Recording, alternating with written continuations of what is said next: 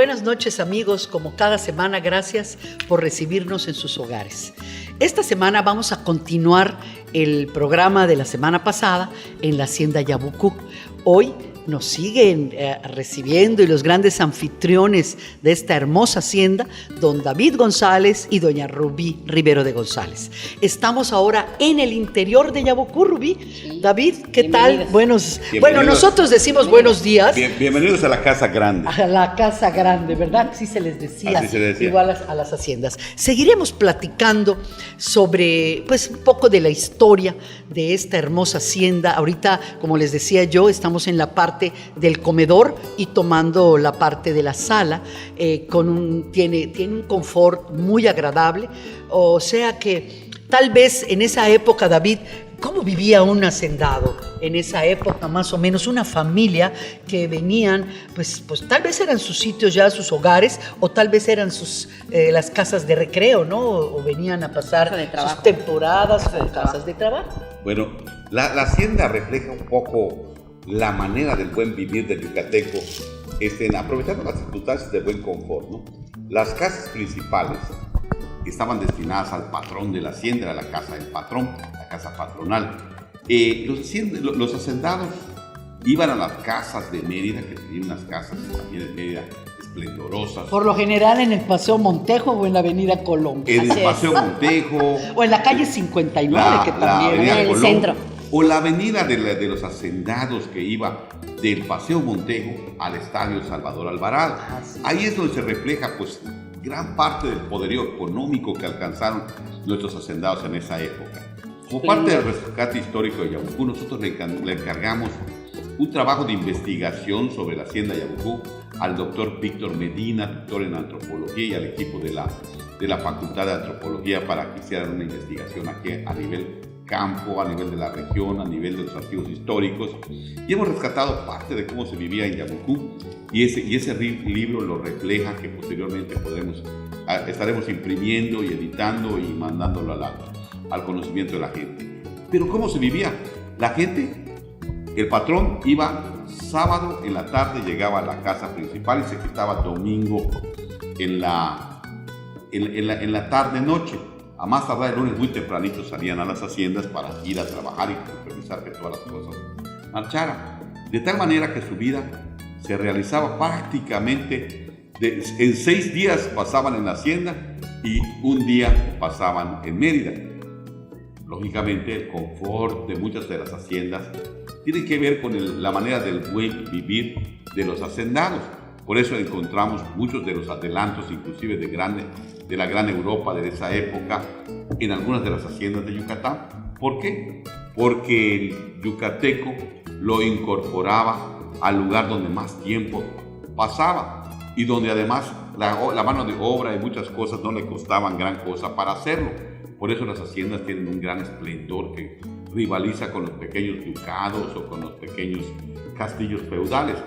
No hay que perder de vista que de alguna manera la hacienda era una unidad de producción feudal, donde el dueño, el patrón, el amo, era precisamente el dueño de todas las vidas y destinos y almas de las personas. Eran unidades de producción autónomas. Entonces, el pequeño representativo del poder era la casa principal, la casa mayor.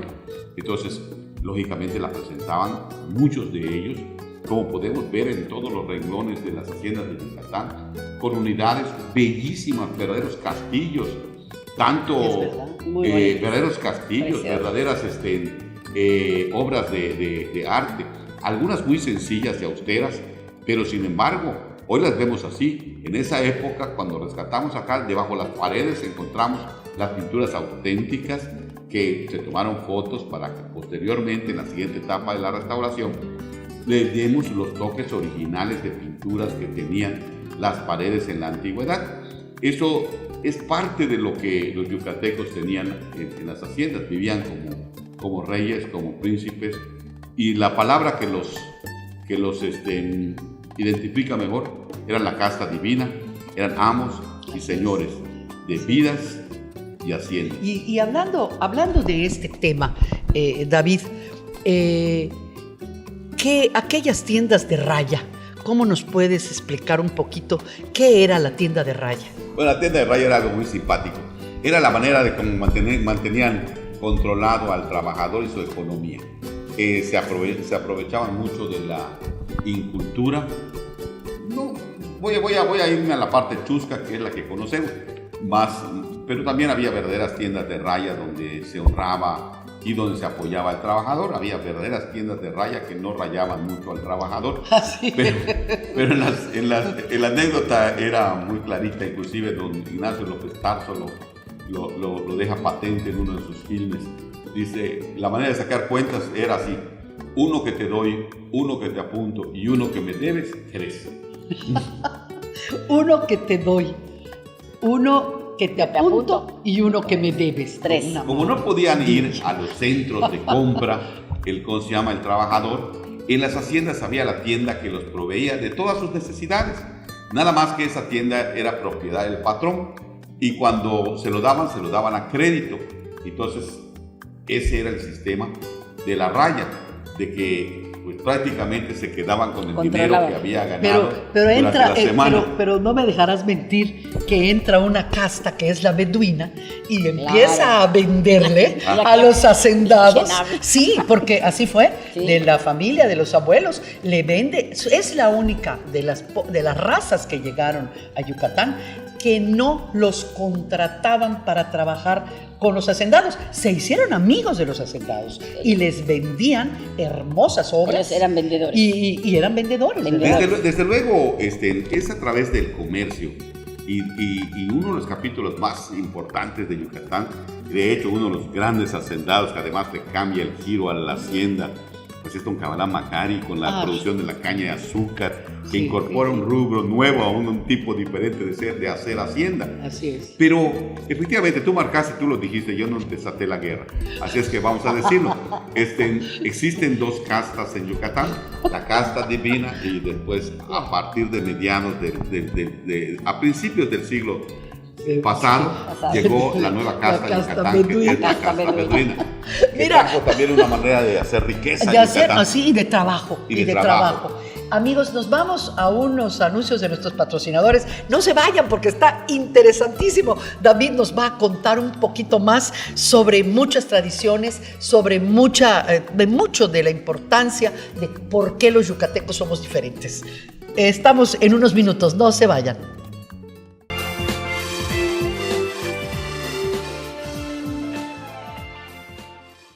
El Salón Juni le ofrece servicio para banquetes, actos sociales o convenciones con una capacidad para 100 personas.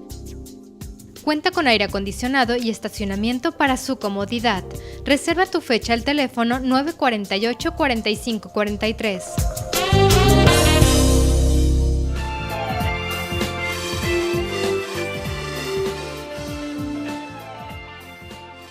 Bueno, pues continuamos con la amena charla aquí en el comedor, podemos decir, y la estancia interior de la Hacienda Yabucú con David y Rubí. David, Rubí, a ti, me gustaría, por ejemplo, ponle la cámara aquí para que vean lo que es un lek. ¿Nos pudieras hablar un poquito, Rubí, de lo que es el lek? Bueno, pues como sabemos todos los yucatecos, Mari Carmen, este es un árbol que hay aquí en nuestra península, no sabría decir si existe en otros lugares, ¿no? Pero que precisamente en nuestra historia, ¿verdad? Eran el lek, en donde se conservaban las tortillas, cuando las señoras estaban, después de tortearlas, las ponían aquí y las tapaban para conservar el calor de las tortillas. Y entonces ahora, bueno, pues ahora lo tenemos como algo decorativo. Y le comentaba a Mari Carmen también de aquellas tinajas en donde se almacenaba el agua de lluvia en esa época, ¿no? Que era riquísima.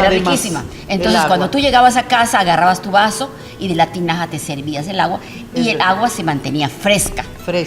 Entonces, esos son unas tradiciones de nuestro gran Yucatán. ¿Y qué decir, David, de lo que es la gastronomía, como hablamos en el programa de la semana pasada?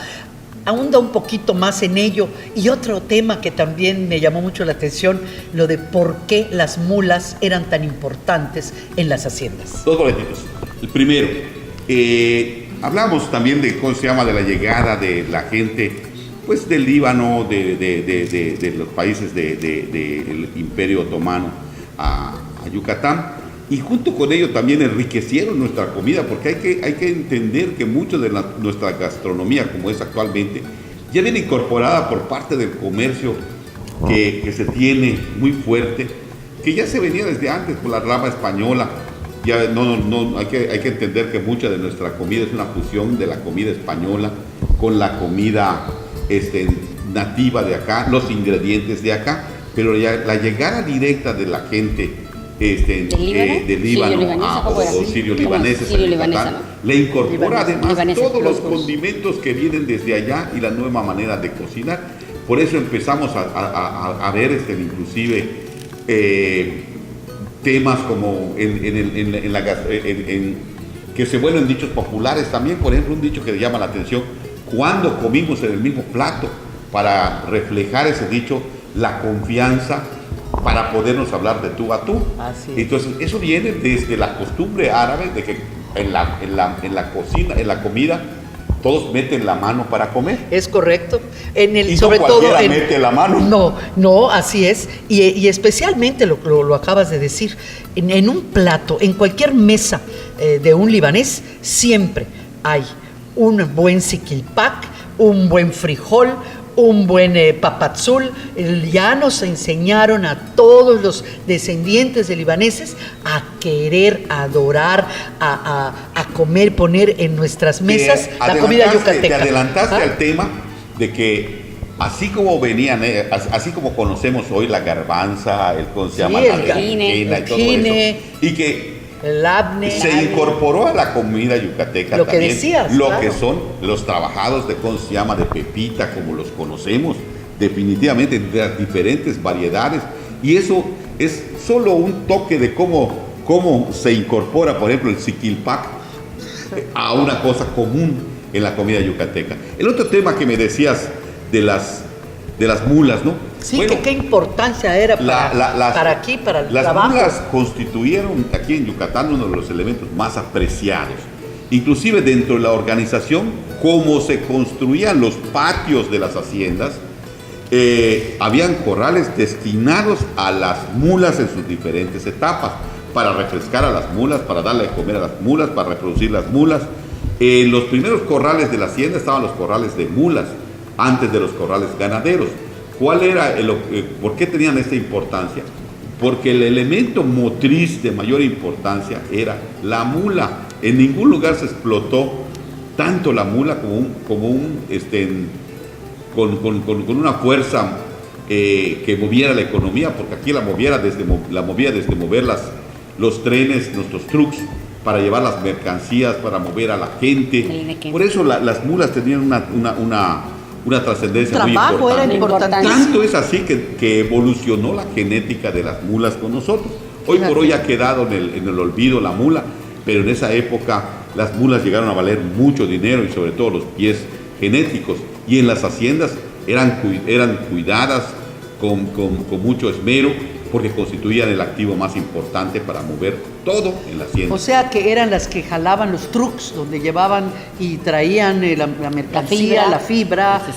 Movían la fuerza motriz. Acuérdense que lo que dijiste semana pasada. La fuerza motriz, como la concebimos, quizás podamos darte alguna ilustración para que se presente en el programa, de cómo era la fuerza motriz y cómo evolucionó de la mano humana a la mano animal, a la máquina, ¿no? Porque definitivamente las mulas constituyen la fuerza motriz más importante de la economía de Yucatán, para mover mercancías, para sacar agua de los pozos, para todo lo que se moviera prácticamente tenía que ver con las mulas. Esta es la aplicación que se tuvo, que la mula constituyó un activo importante en todas las haciendas de Yucatán. Fíjate tú qué interesante, ¿no? No sé cuánto tiempo nos queda en este blog, pero 2 minutos. Pero Rubí, nos gustaría también que platicaras un poquito sobre la decoración, de la diferencia de esa época a cómo tomaron ustedes con este buen gusto adquiriendo muebles que se usaban en esa época en las haciendas, ¿no? Bueno, muy buena pregunta. Fíjate, Mari Carmen, cuando recibimos a las visitas nos dicen, bueno, ¿de dónde adquirieron ustedes el mobiliario de aquí? Y realmente tú sabes que no hay un lugar específico donde ir a comprarlo, sino que yo uso una palabra, donde lo hemos pescado. Sí, o sea, sí. La mesa con las sillas, los juegos de sala estilo igual Luis XV, la vajilla esa tan hermosa que tenemos, que es de 380 piezas, que es de la familia Salazar, que tiene más de... Te fuiste adquiriendo poco a poco. Entonces, ¿no? poco a Para poco, ir ¿verdad? decorando. Según tu gusto vas recabando esto, comprando y vas armando la decoración de la hacienda, ¿no?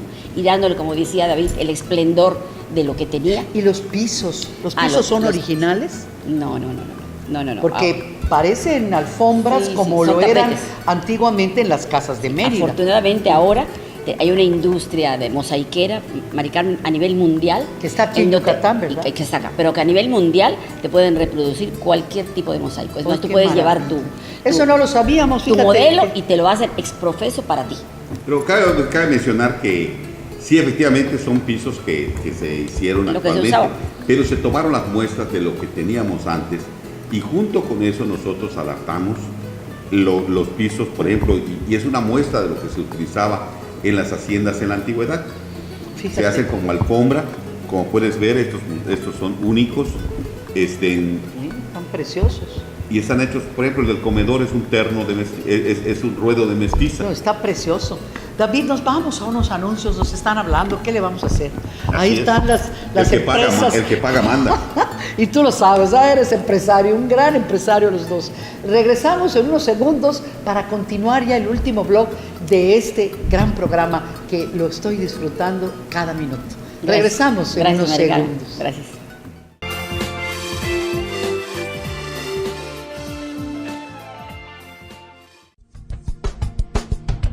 CD Spa es un spa médico en Mérida que se dedica a todos los procedimientos cosméticos estéticos desde el punto de vista cosmiatra y médico. Visítelos de lunes a viernes de 10 de la mañana a 7 de la noche y los sábados de 10 de la mañana a 2 de la tarde. Citas al teléfono 291-7738.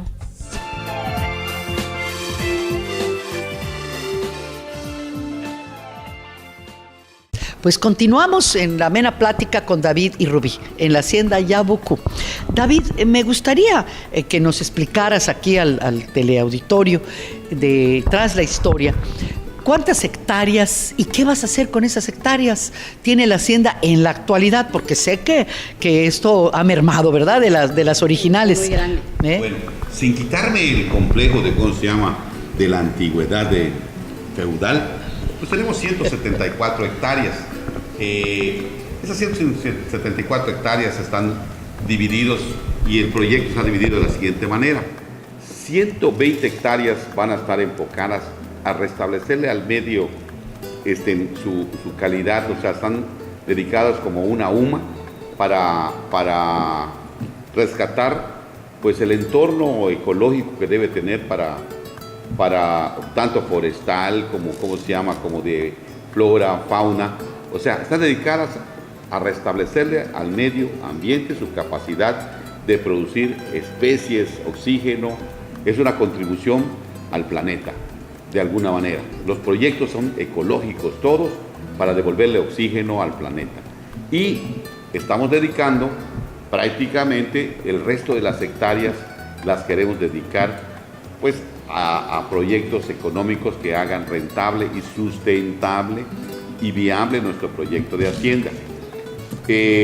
La casa principal pues ocupa 5 hectáreas que las estamos dedicando todas a nuestro proyecto de capacitación y hacer un centro también donde se puedan tener eventos de gran magnitud o eventos que contribuyan a engrandecer la cultura gastronómica yucateca, que muestren a México y al mundo parte de lo que eran nuestras haciendas, el esplendor de nuestras haciendas yucatecas, tener un espacio de historia y de museo para que conozcan la antigüedad y su perspectiva de futuro. Dentro del rescate ecológico, por ejemplo, está destinado en esas hectáreas varios proyectos, como por ejemplo, poder producir faisán para incorporar al medio ambiente. Ya ven que el venado lo vamos reproduciendo y se va y lo vamos teniendo, pero uno de los grandes proyectos que tenemos es poder conseguir producir una cantidad de alrededor de 10,000 ejemplares de faisán, nuestro faisán yucateco, para liberarlo al medio ambiente y volvamos a ser la tierra del faisán y del venado. ¿Okay? Por eso, de un lado, cuidamos la parte forestal y por otro lado, para que las aves, para que los puedan tener su hábitat para reproducirse correctamente y poder tener un desarrollo sustentable. ¿Qué le pedimos a la gente? Que no los tire, que no los balee. Y en la parte de las hectáreas que nos quedan descontando, las 120 dedicadas a la actividad forestal, tendríamos 125 ubicadas de las 174. Queremos dedicarle a varios proyectos, como por ejemplo, estamos produciendo ahorita gallina, huevo y pollo orgánico, que en una gran cantidad se dedica a nosotros. Estamos produciendo miel orgánica con calidad orgánica, queremos llegar a 200 colonias de miel orgánica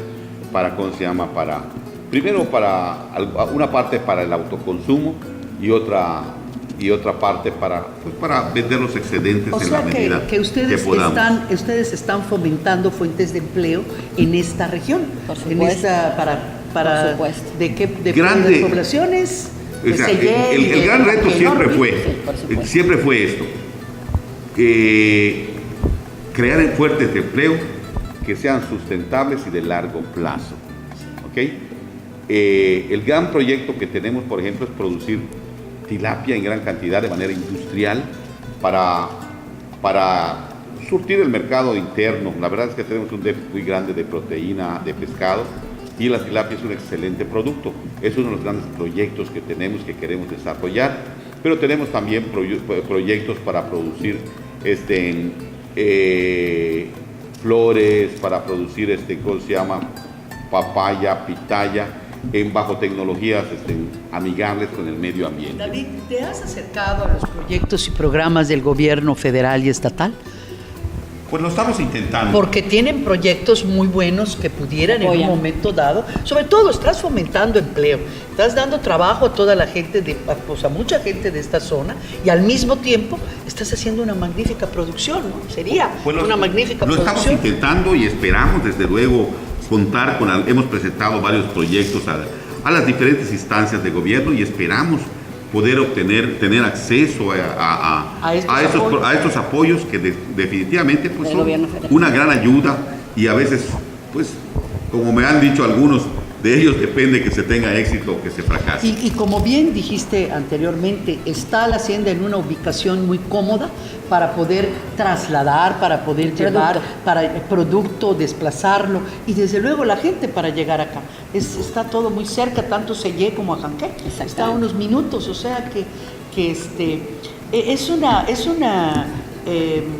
esta hacienda, este proyecto, David, les felicito. Es un proyecto, la verdad, hermoso, es un proyecto viable, porque es viable, está a la vista.